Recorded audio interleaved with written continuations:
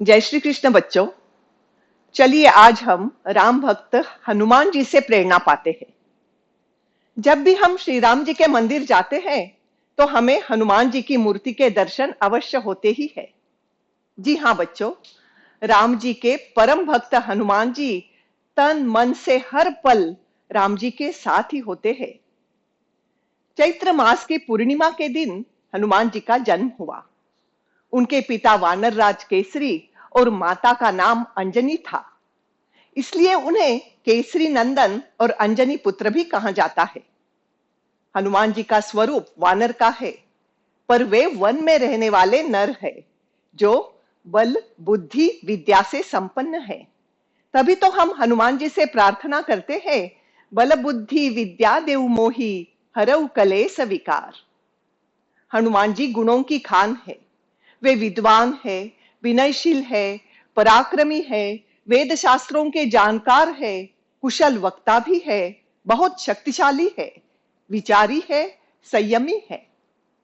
हमें रामायण के अनेकानेक प्रसंगों में अनेक गुणों का दर्शन होता है। सीता जी की खोज में चारों दिशाओं में वानरों की टोलियां रवाना हुई। दक्षिण दिशा के टोली के प्रमुख नेता थे अंगद और सलाहकार थे जामवंत।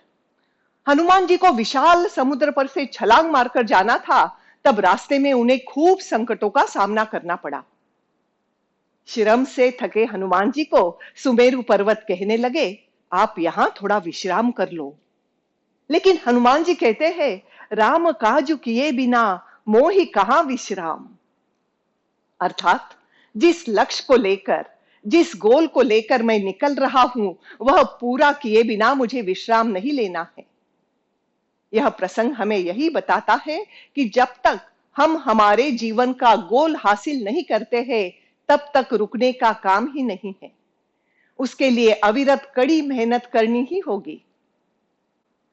स्वामी विवेकानंद जी भी यही कहते थे, arise awake and stop not until the goal is reached. और एक प्रसंग बताती हूं बच्चों। सभी कठिनाइयां पार कर हनुमान जी पहुंच गए अशोक वाटिका में। अशोक वाटिका में सीता जी तो उन्हें नजर आई, पर अपने विशाल वानर रूप को देख माता डर न जाए, इसलिए हनुमान जी ने बड़ी चतुराई से काम लिया। पहले राम जी के जीवन की कथा सुनाई, अपने विराट स्वरूप को लघु रूप दिया और फिर सीता जी के सामने वो आए।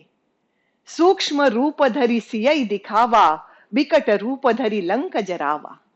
यह प्रसंग हमें यही सिखाता है बच्चों कि हमें हमारा कार्य प्रसंगानुसार करना चाहिए। अपनी शक्ति का उपयोग भी विचार पूर्वक सही समय पर ही करना चाहिए। सीता जी को मिलने के बाद अशोक वाटिका में धूम मचाते हनुमान जी को राक्षसों ने बंदी बनाया और ले गए रावण के पास। रावण ने गुस्से में आकर हनुमान जी की पूंछ को आग लगाने की आज्ञा दी। हनुमान जी ने क्या किया बच्चों, हमें पता है। हनुमान जी ने लंका दहन किया। क्या लंका दहन जरूरी था? बच्चों, हनुमान जी बड़े राजनीतिज्ञ थे। उन्हें पता था कि जब शत्रु पक्ष में डर फैले, शत्रु भयभीत हो जाए, तो उनका आत्मविश्वास कम हो जाता है। व्यक्ति में मानसिक कमजोरी आ जाती है और तन कितना भी शक्तिशाली हो, पर मन कमजोर हो जाता है तो मनुष्य को सफलता नहीं मिलती। मन की कमजोरी यही कारण है रावण के पराजय का। बच्चों, हमें हमारा मन कभी भी कमजोर नहीं होने देना है, स्ट्रांग रखना है। और कठिन प्रसंगों से पार होने के लिए हमें हनुमान जी जैसी चतुराई अपनानी है। अपने सभी काम करने के पश्चात हनुमान जी लौटकर आए प्रभु रामचंद्र जी के पास। उनके इतने बड़े कार्य की सभी तारीफ कर रहे थे। राम जी ने भी हनुमान जी की पीठ थपथपाई तो हनुमान जी बड़े विनय से बोल उठे, सो सब तव प्रताप रघुराई, नाथन कछु मोरी प्रभुताई। प्रभु, इस कार्य में मेरा कोई बड़प्पन नहीं है, यह तो आपके आशीर्वाद का ही फल है। कितनी बड़ी सोच है देखो बच्चों। यही विनयशीलता हमारे जीवन में भी उतरनी चाहिए। हमारे कार्य का, कर्तृत्व का हमें अभिमान नहीं करना है। कहते हैं ना, विद्या विनयेन शोभते। विद्या विनम्रता से ही शोभित होती है। आइए आगे बढ़ते हैं। अंगद राम जी का संदेशा लेकर रावण के पास समझौता करने गए, जिसे हम अंगद शिष्टाई कहते हैं। लेकिन रावण नहीं माने। अब श्री राम जी और रावण के बीच घनघोर युद्ध शुरू हो गया। श्री राम जी और रावण के घनघोर युद्ध में रावण के पराक्रमी पुत्र मेघनाथ ने अपने बाण से लक्ष्मण को मूर्छित कर दिया। सभी शोकाकुल हुए, पर सुरसेन वैद्य जी ने कहा कि हिमालय के पर्वत में जड़ी बूटी है, उससे इलाज करने से ही लक्ष्मण जी ठीक हो सकते हैं। वह जड़ी बूटी अति शीघ्रता से लानी होगी। इस कार्य के लिए हनुमान जी ही सक्षम और योग्य थे। हनुमान जी हिमालय में तो गए, पर सही जड़ी बूटी को पहचान नहीं पाए। तो क्या किया उन्होंने पता है बच्चों आपको? द्रोणागिरी पर्वत को ही उठा लाए वे, और फिर वैद्य जी समय से इलाज कर पाए। लक्ष्मण जी स्वस्थ हो गए। इससे हमें क्या सीख मिलती है बच्चों?